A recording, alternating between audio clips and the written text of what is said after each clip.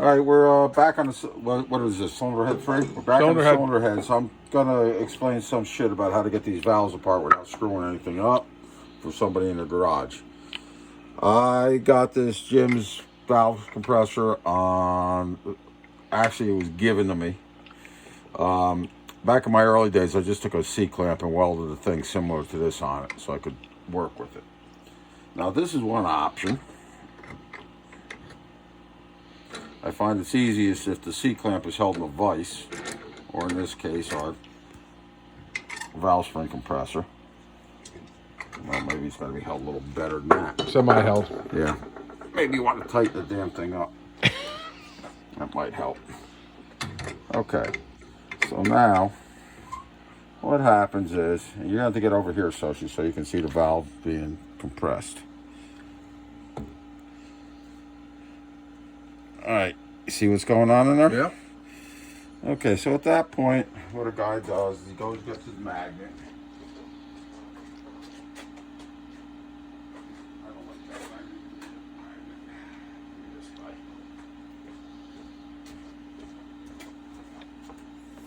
magnet. And you can make one of these things out of a C-clamp and a piece of some kind of something up. All right, there's that one. And usually I got to get in there with a little screwdriver. Scooch them around.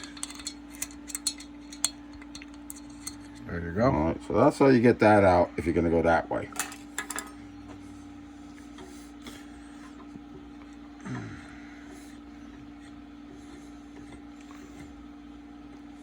These are not standard springs, Soshi.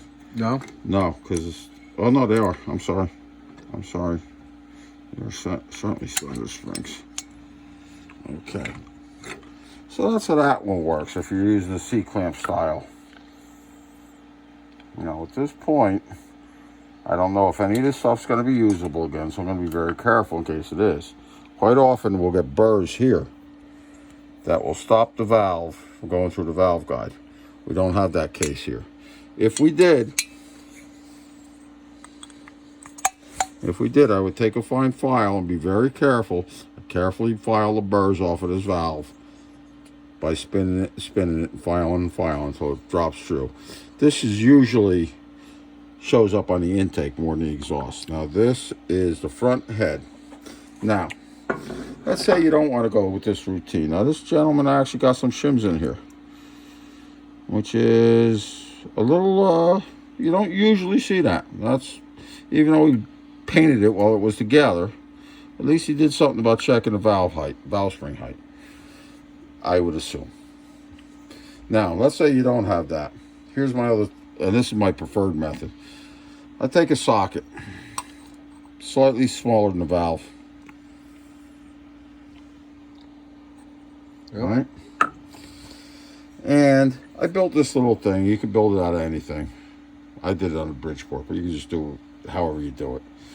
And what I do is I use the drill press. I think this is a much easier situation, personally.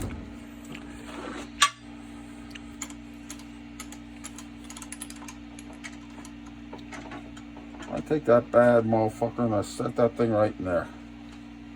Then, what I do is I make sure I'm pretty much centered. Right near the edge of the table. Something like that. Now that's not going to be long enough. I'm going to have to drop it straight down.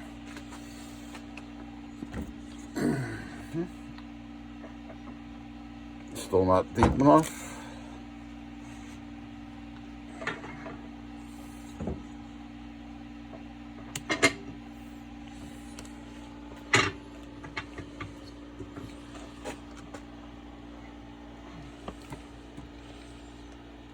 See how much easier that is? Now, up here. Luckily, my old drill press has a quill lock. So I can just lock it down and walk away. Go grab the magnet. Yeah. Now, for disassembly, both techniques work just as well. Both tools work just as well. For reassembly, I find this is a little easier. It allows me a little more ability to jaggle shit around to get everything lined up.